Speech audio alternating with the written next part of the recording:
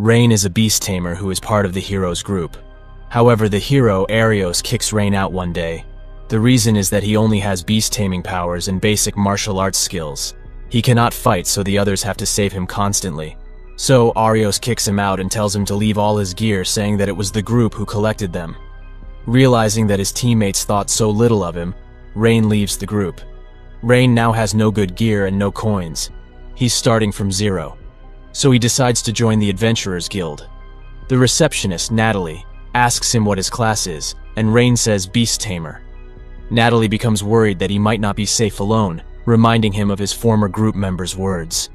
As an entrance trial, he has to kill 10 goblins and collect 20 medicinal herbs. He kills the 10 goblins and collects their runestones.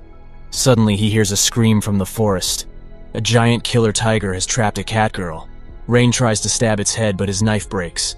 So he accepts his fate, thinking that he was a simple beast tamer and he had no chance anyway. Suddenly, the cat girl launches an amazing hammer kick and kills the killer tiger in a single blow. Rein thinks about how there are rare species in this world called ultimate species. They are dragonoids, demigods, etc. But the rarest of the ultimate species are the cat spirits, like this girl right here. He says that cat spirits are on the verge of extinction because they can't use magic, but they have developed their physical skills to the ultimate peak. The girl eats lots of his food and introduces herself as Kanade. Kanade has been living a secluded life with the other cat spirits, so now she talks freely with Rein. Rein also finds himself becoming comfortable with her, so he tells her everything about himself. Hearing this, Kanade becomes angry at the hero Arios because Rein is such a nice person. Also, she thinks that he's not useless and that he can probably tame her. She says that she felt a buzzing ever since she met him. Since only a few people in the world can tame cat spirits, she thinks that he's strong. So, Rein uses his blood and forms a bond contract. The contract goes properly, and they form a bond. Both of them have a pattern on their palms that will link them. Rein thinks about how he is a simple beast tamer who was kicked out of the hero's party. But now, he has formed a bond with one of the ultimate species. Then, Rein makes temporary contracts with lots of rabbits and commands them to find medicinal herbs for his adventurer's trial. Kanade is shocked because apparently, most beast tamers can handle only one creature at a time. On top of that, he's tamed Kanade. So, what he just did is supposed to be impossible. Rein takes the goblin runes and the medical herbs back to the Adventurers Guild and officially registers as an F-rank adventurer, the lowest rank. But Rein is still happy. He earns some copper coins for now, and if his rank goes up, the rewards will also be better. So he has to accept more and more jobs. Suddenly, a big adventurer teases Kanade for walking around with an F-rank person despite being a rare cat spirit. Kanade replies that Rein was strong enough to tame her, so the man challenges Rein to an arm wrestle. The winner gets Kanade. In order to end this right here, Rein accepts the challenge. Rein ends up breaking the man's hand and is surprised at his own strength. Kanade explains that when a person contracts themselves with an ultimate species, one of their powers is amplified. So, he is pretty much as strong as a cat spirit. Later, they go to collect more medical herbs when they see a group of bandits called the Elben Fangs surrounding an old merchant. So, Rein and Kanade jump in and beat the Elben Fangs members. The merchant says that the Elben Fangs are a huge bandit group that kills anyone who messes with them. But Rein decides to capture the rest of the Elben Fangs members instead. Rein uses the help of a squirrel to find their hideout. He plans to use a special kind of bee called Arby's, whose sting will paralyze a person for 12 hours. Kanade is surprised that Rein is an insect tamer as well, as that is something different from a beast tamer. Then, he sends Kanade back to town to bring the knights who will arrest these bandits. He makes temporary contracts with the bees and sends them at the bandits. Meanwhile, we find out that two of Arios' members, Mina and Liana, were supposed to be guarding the merchant to kill some time. But when the Elben Fangs members attacked them, they did not have time to cast their spells, so they had to run away. They blamed the other adventurer, who was a beast tamer, for not using more animals to scout the area like Rein used to do. But the man says that a beast tamer can tame only one animal at a time. If they try to do more, their nervous system will break. Mina and Liana think about the huge number of animals that Rein used to tame with ease, wondering if he was actually a powerful person.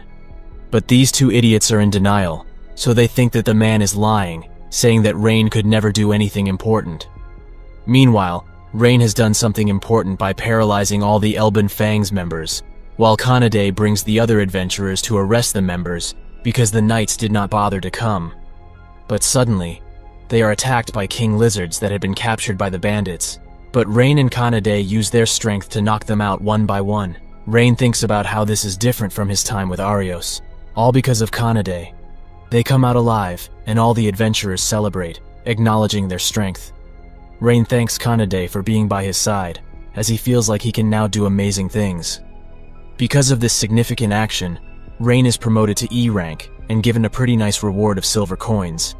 They gather needed supplies and take a room to sleep in. But the innkeeper says that there's only one room and puts them in there, making Rein rather uncomfortable. Kanade is fine with it though, so Rein says that she shouldn't trust everyone she meets. Kanade replies that she isn't trusting just anyone. She's trusting Rein. That night, Kanade thinks about how many people have tried to tame her for selfish reasons, but Rein protected her and talked to her like she was a normal girl. Also, she wants to help heal him from the sadness of being kicked out of the hero's party. One day, Natalie tells them about a hooligan who has been stopping people at a bridge and challenging them to a duel. He has been preventing everyone from crossing this bridge that connects the main continent from the southern islands. Because of the high reward, Rein and Kanade go there. At the bridge, they see a huge dragon, who turns into a girl named Tanya. She is a dragonoid, which is another one of the ultimate species. Tanya challenges them to a fight, as she's doing this for training, which is a tradition amongst dragonoids. Rein and Kanade put up a decent fight since Kanade is also an ultimate species. But Tanya is just too good for them, and she almost kills them. So Rein asks Kanade to buy him some time while he goes and uses a contract on a bird and tells it to bring more birds. They all prick Tanya and run away, but she collapses to the ground. Turns out, the birds that Rein used were of the poisonous kind. Their combined poison manages to paralyze even a dragonoid like Tanya. So, she surrenders and promises not to make trouble at the bridge again. They take Tanya back to town where Rein tells her to go far away. But she has decided to tag along with them to get some more training. She asks him to form a contract with her. So Rein goes through the usual rituals, and they form a contract together. Tanya also gets the same symbol on her right hand. Since Rein has now made contracts with not one but two ultimate species, he feels like he's used up all the luck of his life. Meanwhile, Arios and the others are struggling to get through a dangerous forest called the Lost Woods, because they don't have a proper tracker, and they now have to carry all of their own luggage, the things that Rein used to do. So, Arios decides to call Rein back, and once they cross the Lost Woods, they'll dump him again. Rein, Kanade, and Tanya are now a brand new trio, so they start taking up jobs. They find a huge swarm of slimes. Tanya asks Rein to use Fireball on the slimes. He says that his Fireball is weak, but tries it anyway. However, he creates such a massive explosion that the slimes are killed instantly, Tanya explains. Just like how his contract with Kanade gave him enhanced physical abilities like a cat spirit, his contract with Tanya gave him enhanced fire magic, like a dragonoid. They go back and collect a hefty reward which they use to eat a very good meal. It's the girls who do most of the eating. After they eat enough to fill an entire army, they ask Rein where he learnt beast taming. He comes from a small village where everyone is beast tamers. They all live their daily lives doing beast taming. However, his village no longer exists. When he was 12, he was out in the forest, practicing beast taming. When it became dark, he saw that his village was on fire. By the time he arrives, everyone was dead, as the village had been attacked by monsters. Some soldiers saved him, and he grew up working hard in an inn. Half a year ago, Arios and his group asked him to join them, and he happily accepted because he wanted to make a difference with the heroes group. But the truth was, Arios just used him for random work. He starts feeling pathetic, but Kanade says that she finally understands him a little. Why he's always rushing forward to save people. It's because he really wants to help people and make a positive difference so that others won't feel the same pain that he felt. Tanya also says that she's proud to have made a contract with someone like him. Next, they rant about how stupid the hero's party is, which makes Rein quite happy. The next day, the three of them are walking around, planning their adventures, when suddenly Arios confronts them. Arios and the rest of them are shocked to see two ultimate species here, so they think that Rein is serving them. When they find out that it's the other way around, they are in even more shock. But Arios goes back to his cocky nature and gives Rein the opportunity of working for him again. He wants Rein to help them pass the Lost Woods using his beast control and load transportation skills. But there's no way that Rein would agree to something like that.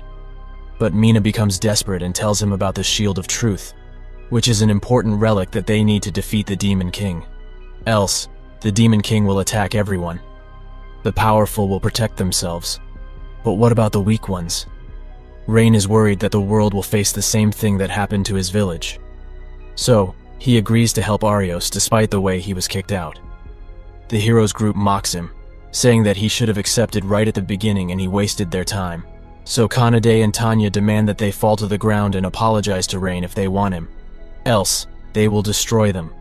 Man, to have friends like them must be a true blessing. But Arios and his team are too egotistical, and there's no way they would beg to Rein, whom they consider to be lowly. Arios grabs Rein by the collar and tells him to control his pets, referring to Kanade and Tanya.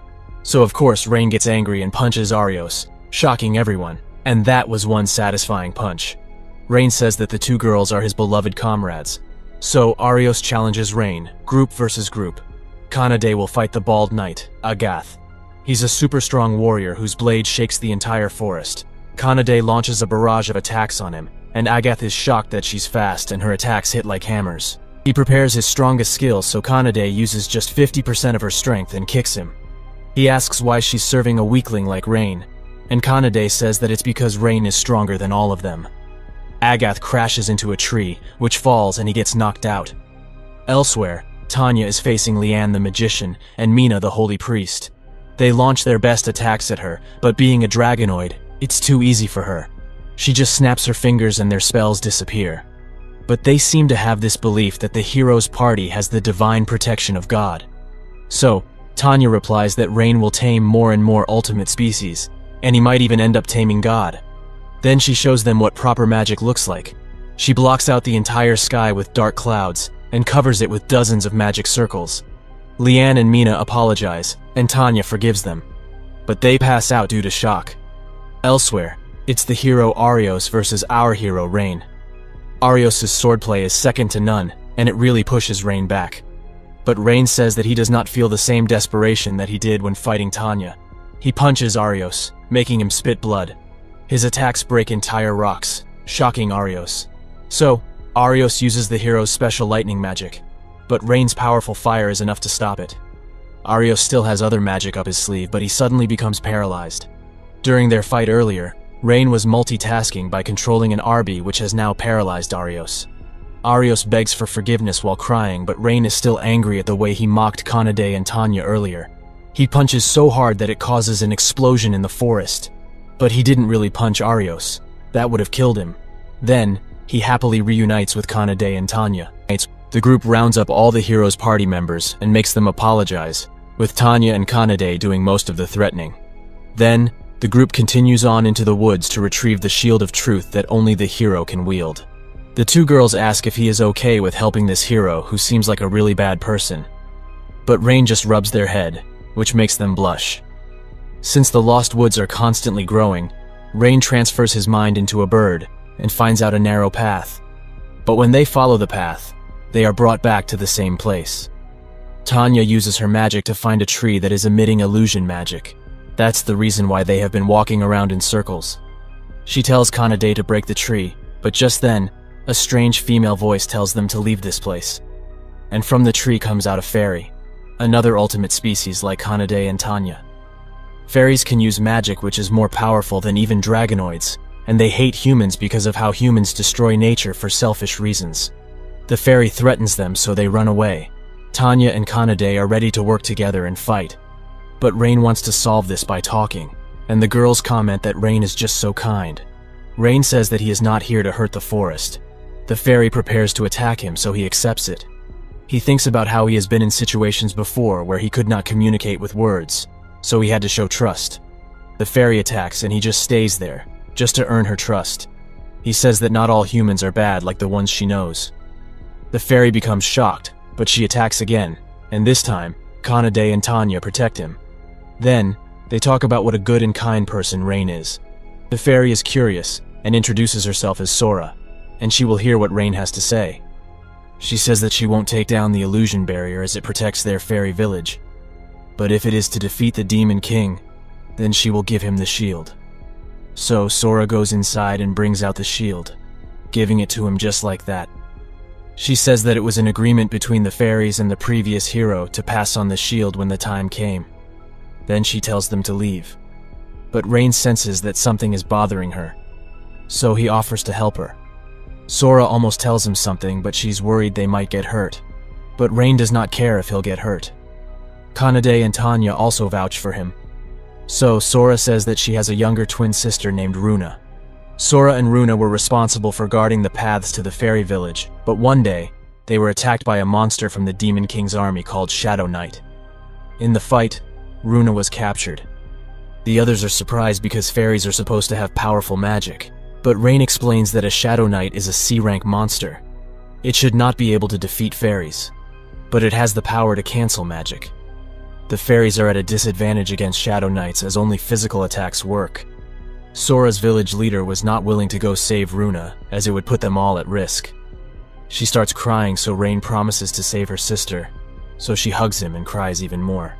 The Shadow Knight commanded her to bring down the barrier by sunset, or he would kill Runa. The group goes to fight it, while Sora stays back because she's pretty much useless here. They find the Shadow Knight on his shadow throne with Runa hanging over him. They shoot fireballs at him and it's no use, so he becomes cocky. But Kanade kicks him so hard he literally stops monologuing. Then, Tanya saves Runa and takes her away while the other two fight him. He starts showing his immense powers, so Rein turns into his most reliable friends, the Arbies. He uses them to distract the knight while he hits Kanade with a booster magic, making her way more powerful. Then, she punches the knight so hard that it creates a hole in him, and he dies. Rein says that he used a Tamer ability that increases someone's natural abilities. He couldn't use it before, but now he can because of the magic he got from Tanya. Tanya says that the boost spell was supposed to be lost, but Rein says that he learnt it in his hometown. Then, they take Run back to Sora, and the two sisters reunite. Then, Runa says that she was kinda excited about being a captive because she has a naughty mind. Then, the sisters announce that they won't go back to the village because those villagers did not try to rescue Runa, as understandable as it was. But they don't know how to travel because they've lived here all their life. So, Kanade and Tanya offer them to come with them, and Rein also approves. Then, Sora and Runa say that they want to make a contract with Rein as he helped them so much. Rein is not sure if he can tame fairies, but the other two give their encouragement. Rein does the same ritual, and the two fairies are now tamed by him, with those same contract markings on their palms. Then, Rein goes to give the shield to Arios while telling his girls to hide and wait. Arios is shocked that Rein got it in 2 days, so he claims that the shield must be fake. Mina does appraisal magic on it, and of course the shield is genuine. Rein takes the payment from Arios and prepares to leave, but Agath asks him if he wants to rejoin. Arios becomes angry, but Agath says that they should consider Rein's powers. Rein starts to hesitate, so Kanade comes forward and gives him her hand. Rein realizes that he's already got all that he wants. Arios thinks about the humiliation he faced from Rein and vows to destroy him no matter what. Later, the girls wonder if only the hero can defeat the Demon King. Rein tells them the story of the Demon King who used to terrorize all of humanity. No one could do anything. So the first hero made a contract with the gods and took their blood into his own body and defeated the Demon King. A normal human may work hard all their lives, but there is a limit to their growth.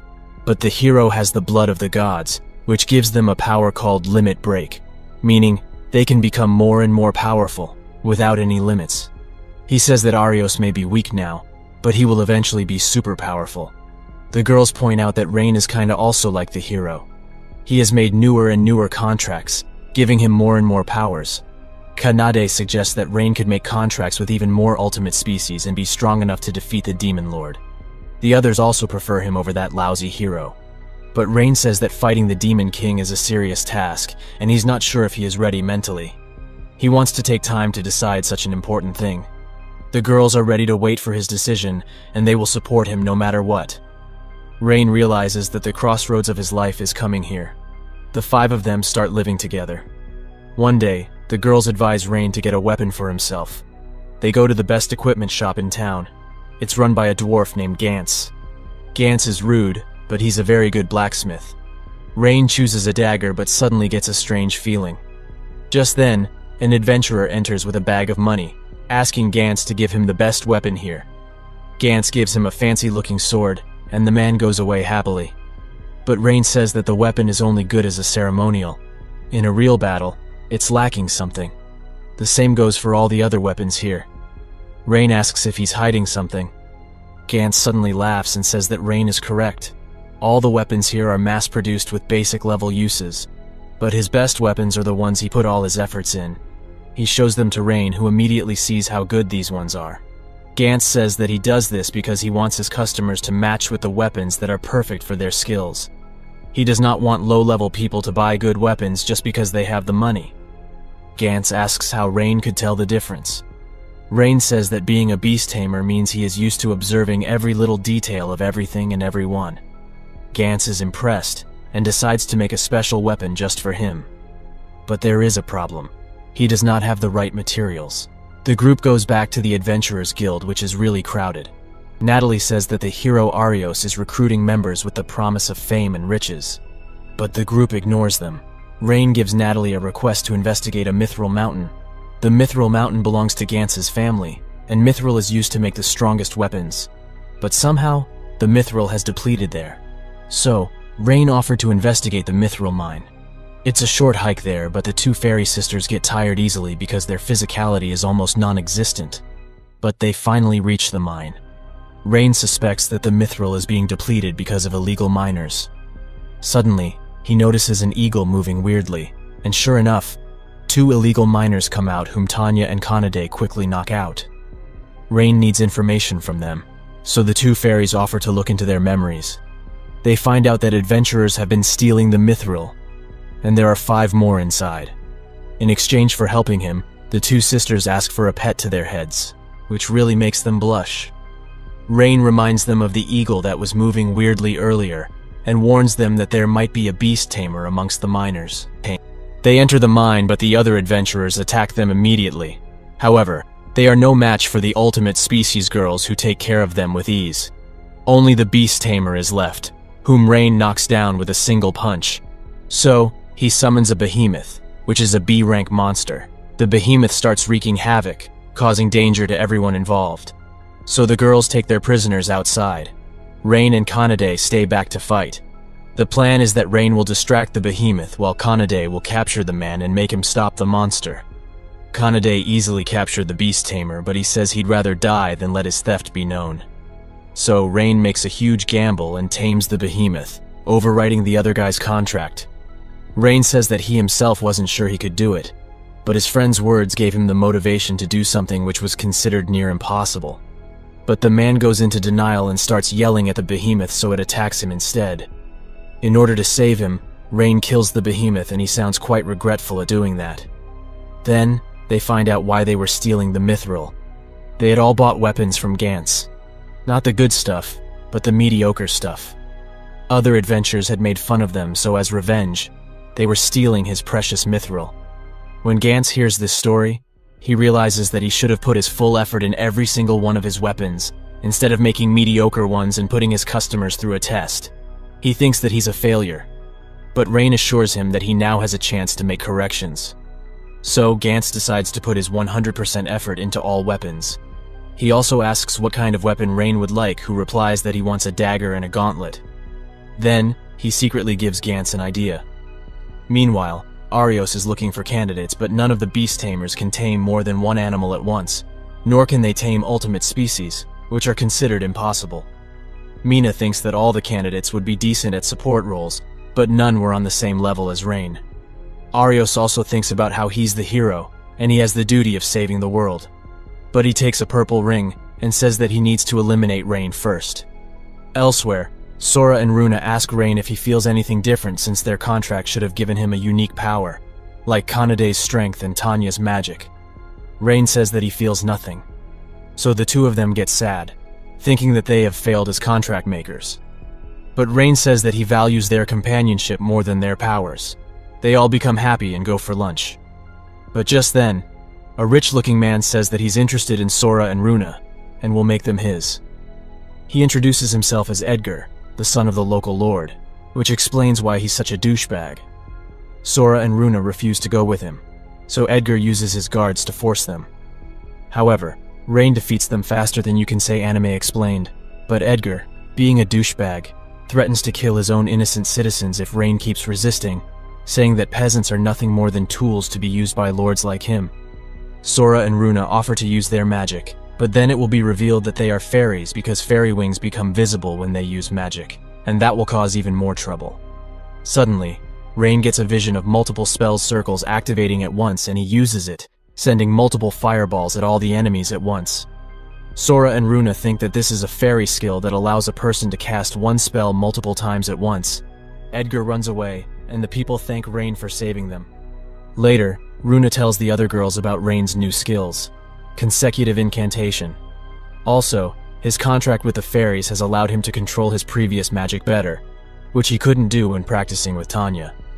Then they talk about Edgar, who is known for kidnapping women and abusing them. His father uses his powers to protect him from his crimes. The Knights once investigated Edgar, but they found no evidence. Tanya gets really angry and suggests that they burn his mansion to the ground. But Rein does not want to take that path as it would put the citizens in danger. He wants to save everyone, and the girls support him completely. Meanwhile, Edgar is still humiliated by the day's events, so he commands the captain of the Knights, Gillet, to find more information on Rein. Then, Edgar rings his bell and calls in an ultimate species girl. Edgar starts stomping on her, telling her to scream as he loves to hear her scream. The next day, Rein and Kanade go to the Order of the Knights office to file a complaint against Edgar and his father. But they say that there is no evidence and starts laughing. It's clear that they are in partnership with the Lord. As they are returning, the vice captain of the Knights, Stella, comes to them and thanks them for eradicating the Elben Fangs gang some time ago. Stella wants to protect the citizens by punishing the Lord and his family. Their Order of the Knights was meant to protect everyone, but they have been corrupted by the Lord. She asks for their help in bringing the Lord and his son to justice. They agree to work together, and Rein makes a plan to trap the Gillet and the Order of the Knights. Rein introduces the rest of his group to her, while Stella introduces the few knights that she can trust. Gantz also finishes Rein's weapon. According to their plans, Gillet is given false information that a warehouse contains proof of his partnership with Edgar. They enter the place, but Rein quickly knocks them all out using his new special gauntlet. He and Stella reveal themselves, saying that her associates are at the Knight's office looking through proof of his corruption. Then, Stella steps down to finish this herself.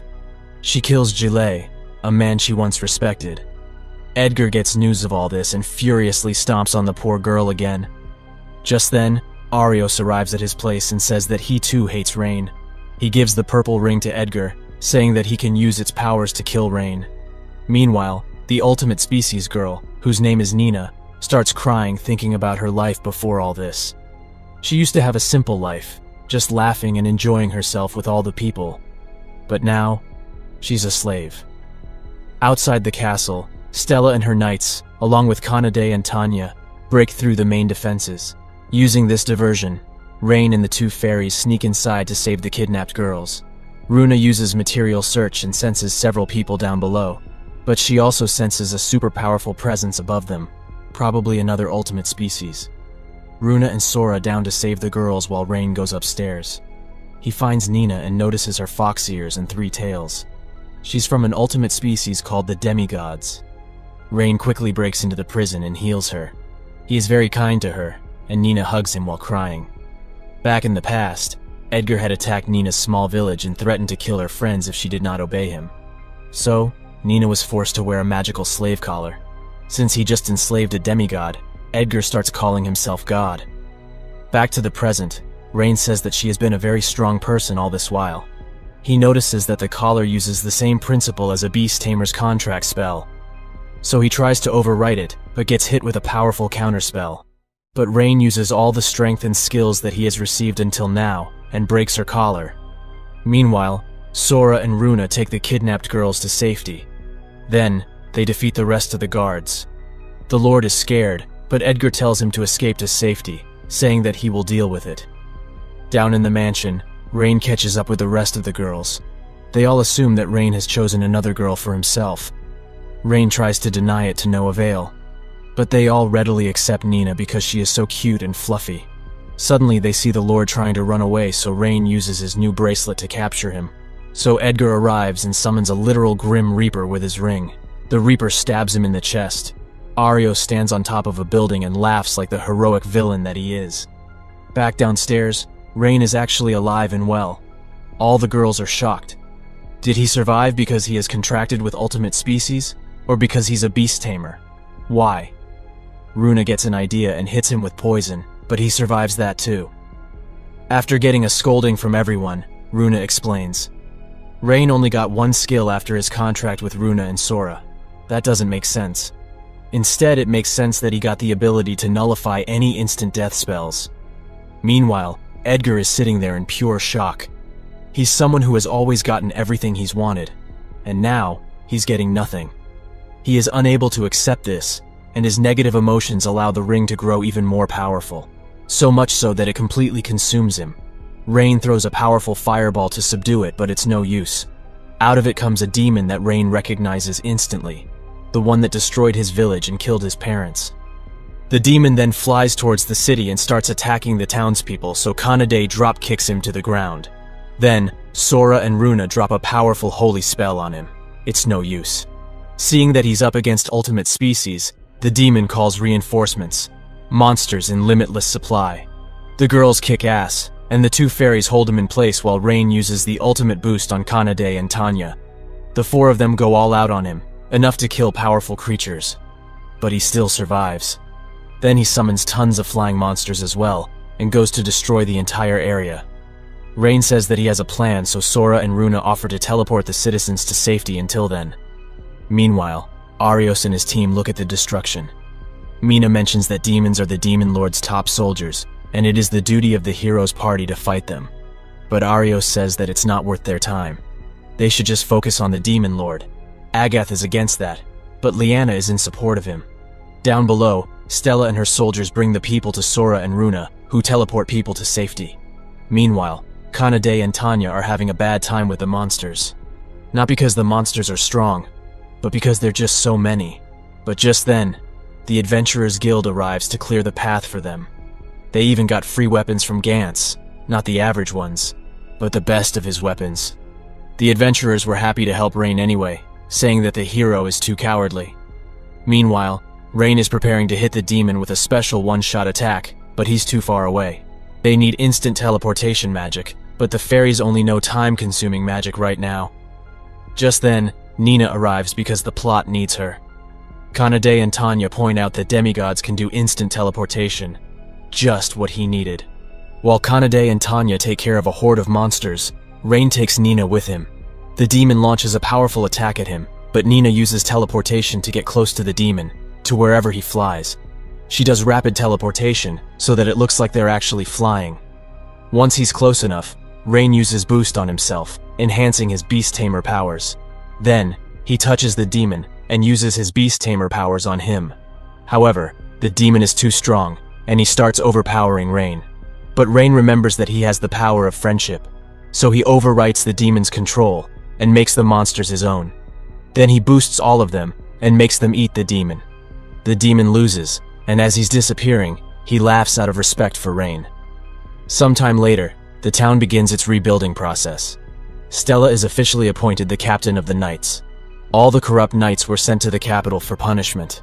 All is well with everyone here. Stella tells Rein that he's the champion of his town, but Rein is too humble, saying that he's just a normal beast tamer. Later, Nina says that she wants to stay with Rein and help him even more. So Rein makes a contract with her, just like with everyone else. The other girls congratulate her by hugging her all at once. Later, the Adventurers Guild promotes Rein to C rank. Seriously, even after defeating that powerful demon. Imagine if Rein defeats the Demon Lord right now, he's going to get, oh my god, B rank. What a joke. Anyways, Rein says that their room is too small for the 6 of them. So, Natalie suggests he buy a house. The guild actually provides property agents and subsidies. They go through several houses, but they don't like any of them. Natalie shows them the final house, which fits the demands of all 6 of them.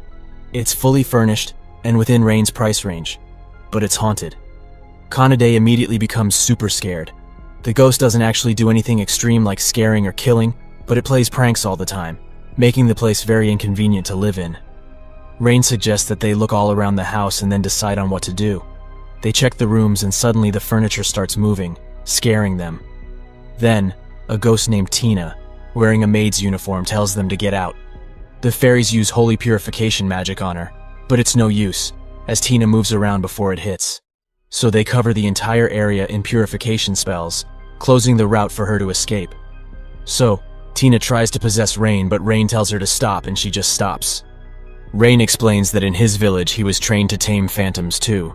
He talks calmly to her, and she starts talking as well. She used to work in this house, but her master was a psychopath who killed her. The next thing she knew, she was a ghost.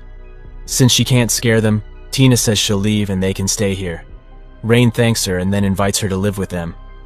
Tina is not sure at first, saying, "Do you really want a ghost?" But the other girls point out that Rein is a kind person in this way. Tina accepts their offer. Rein officially buys the house while the others prepare a housewarming party. Meanwhile, Arios and his party arrive at the market and demand that the shopkeepers give him free provisions because he has no money, and after all, he's the hero who's going to save the world. But the shopkeeper is taking none of his bull, saying that he didn't even save their town. All the people scold them and tell them to have more humility. Arios becomes frustrated and destroys a stall and leaves. Now, Arios is even more determined to defeat Rein. Meanwhile, Rein is having a wonderful time with his friends, who cook up a wonderful dinner for them all. Tina helped as she's a very good cook. Rein thinks about how when he lost everyone, a large hole came into his heart.